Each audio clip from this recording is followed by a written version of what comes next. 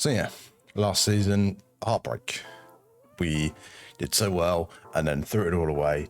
So here we are, the fourth season with Belenenses and our second in the third tier. Let's head into it. Welcome back to the Henry_FM YouTube channel. Hope you're all well. Here we are with Belenenses, season 4. It's all going rather swimmingly. As always, it's live on Twitch, usually 4 days a week. If it's different, you usually update it in my Discord and Twitter, which should be in the description as well.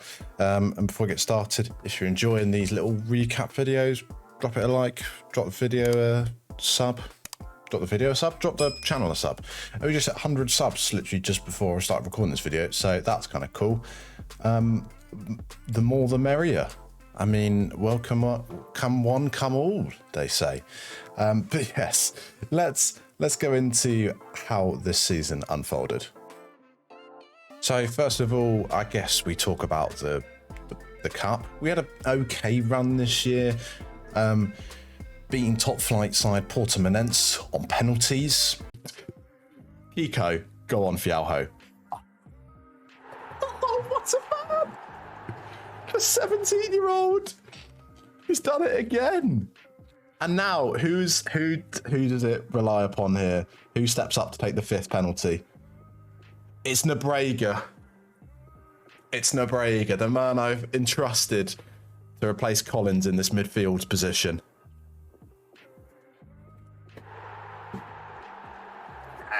Nice. Come on. Kokoko is absolutely destroyed. You're leaving. That was pretty good. That one win against Fafa away from home at the end of the year, that will be important for what we're about to look at very shortly. Looking at the league, no, this definitely isn't. This is a spoiler, isn't it? Really, but we dominated the first half.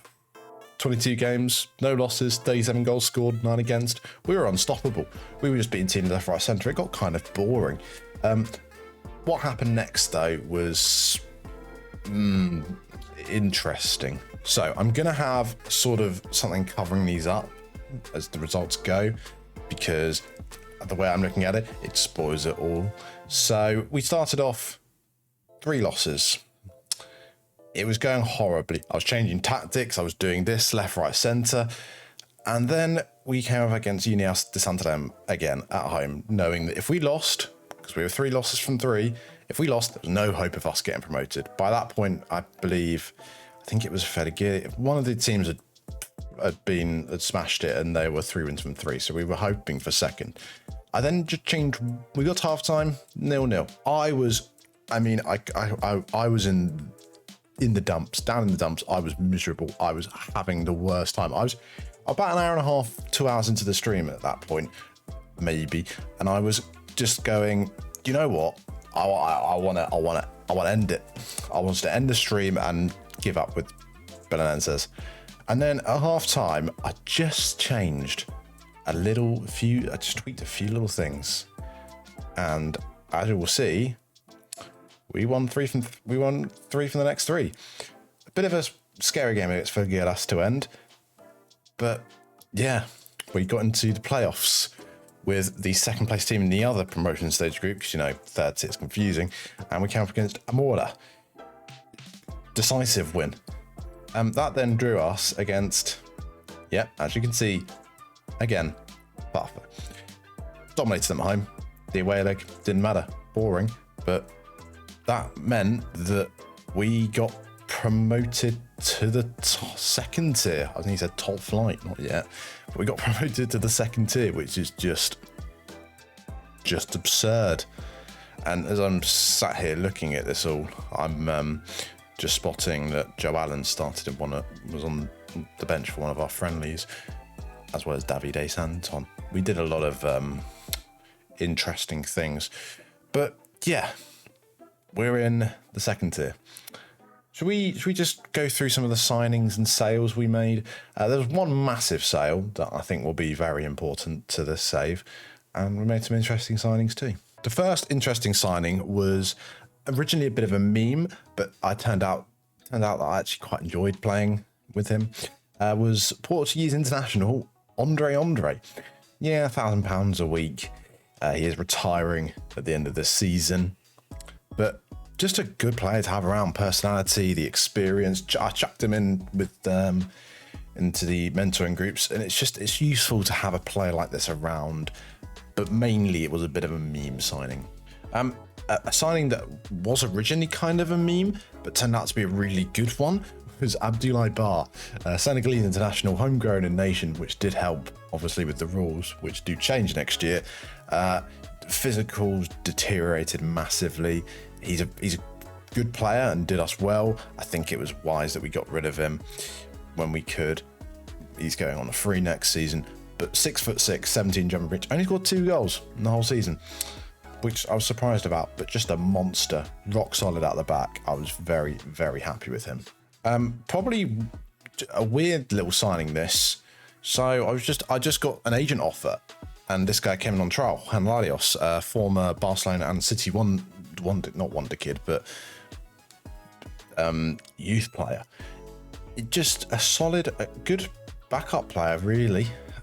Pretty quick, pretty good going forwards. Probably not going to be the player that will stick around forever. He is 21. He hasn't really developed that much at all. It actually looks like he's gone down. But just someone who we could have on the bench, which did help because Enrique Gomez was out for about 2 or 3 months at the big point. So he did play a lot of in the games at the back end of the season. So he was a good little pickup, cheap. Probably will stay with us for a bit. Hopefully he can develop. I'm not too confident though. Maybe a little bit of a waste of money. I'm still not entirely sure. Igor Ocasio from Brazil, of course, not homegrown in nation, so that was the kind of risk that I was going for, but a different kind of striker. We had Rui Pedro up front, but I needed someone off the bench. We signed someone in the summer, we sold him in the winter, so hence why I'm not showing him to you. But a different kind of striker, a bit taller, still pretty quick, but just a pressing forward. I like pressing forwards on this game. I don't know what it is, but someone different. And with Pedro's inconsistency, Casio did step up quite a bit. Probably one of the better signings I've made so far. Vega and Nordby. And again, scout report came in. This guy, if he gets his passing up, we have a monster. I have also debated playing him at centre back. He's 19. He's one for the future. He's got 5-star potential. Obviously, he's out on loan at the moment. Pretty good loan spell down in the 4th tier. Hopefully, might have him in around the first team this season. I'm still not entirely sure of what I'm playing. I need to actually sit and do the rest of the transfer window on stream. But yeah, a very good pickup for a free, might I add. Was this signing purely for memes? Yes.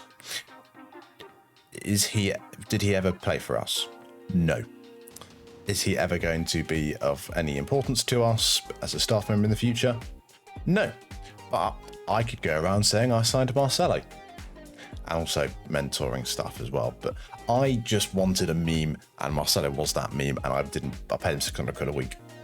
I think it was a great way to spend our disastrous finances. Funny, innit? Now, I'm not going to go too much into the sales because a lot of these players don't matter because then, as I said, they weren't with us long. Leicester, as you saw in the last video, had left us. We got half the money back from him. A waste of money. Paid him way too much. It was just silly of me, really. This was my surprise, really. Vasco Gadelho, our average left winger. We got 55 grand for him, and as you can see, he's currently valued at £2,500. So RKC have just been, we have mugged them off. You see what I've done there? It's a scam. I think that's how the meme is, or the advert. I don't know, but money, I guess. Now, this is the big one. As you can see, Zhao left. So essentially, a lot of clubs were coming in offering bids for him. I was trying to get him to get a new contract in. He wouldn't do it because he thought he could play at a better team. Then Porto activated his just over £500,000 release clause.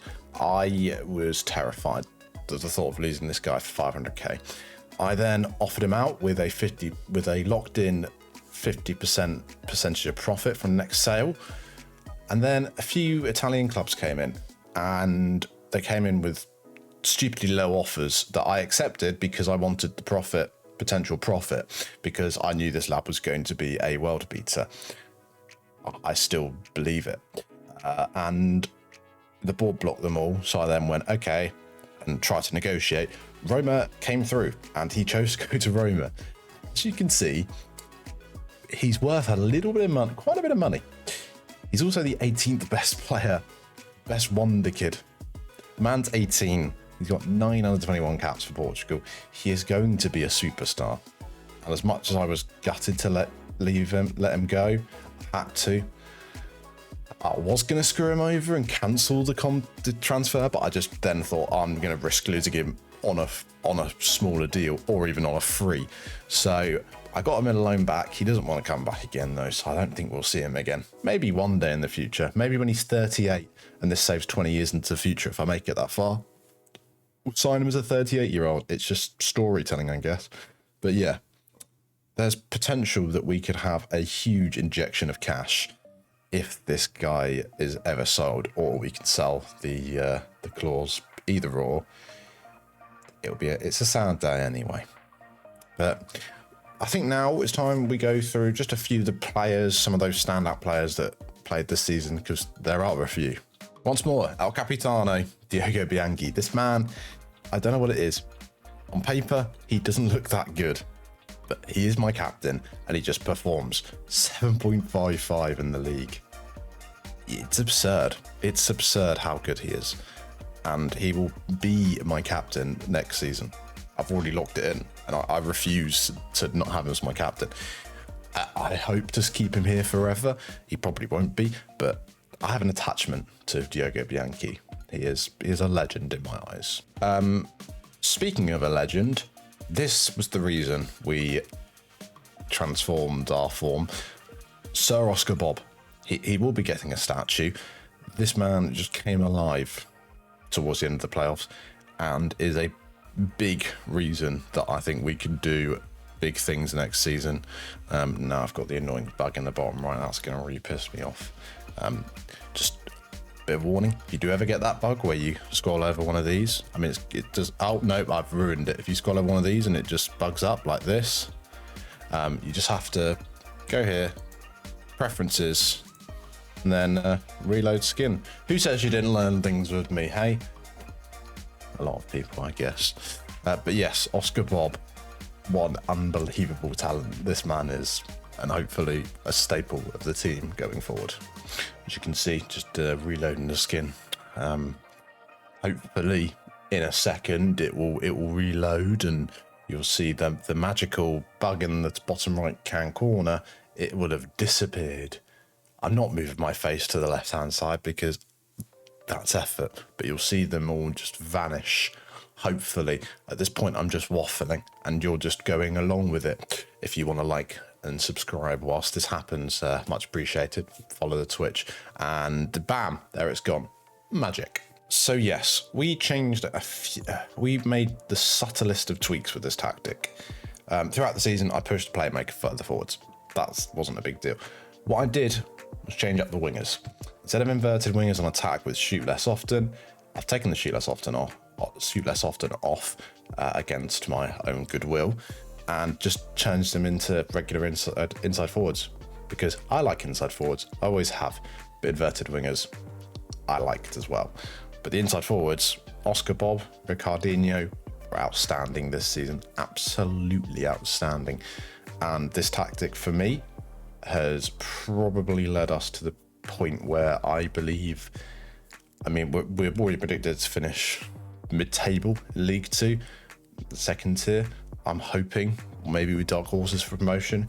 Problem is making signings, but yeah, we should probably visit the finances whilst we're here. Yes, despite 1.2 million being injected in thanks to the sale of João Fialho, the budget is very bad. Yeah, it's not good. Again, I had the objective of fixing the finances. I passed it, and then the board came out and said, actually, no, you've not. We're disappointed in you. I don't know what it is. Make your mind up. What am I doing wrong? I don't understand.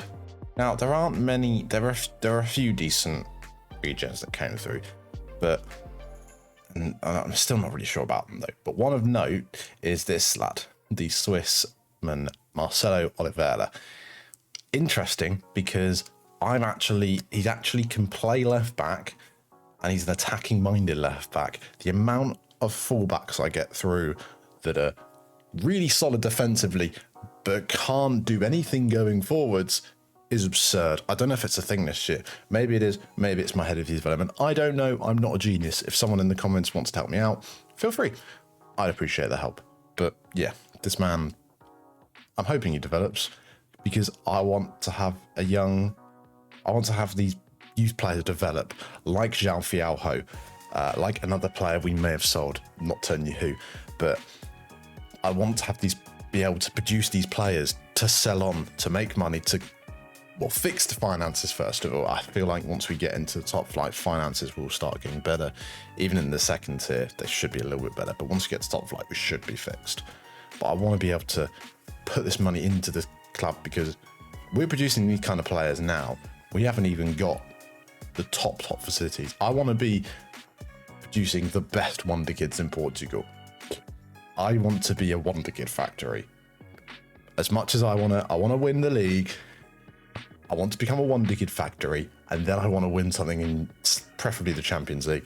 Is it going to happen? I don't know. We've got say over 6 months really until sort of the new FM I don't know. We've got about 6 months, I'd say. And if we're going at the rate we are, which is a season a week, we go a season every 2 weeks, we're going to have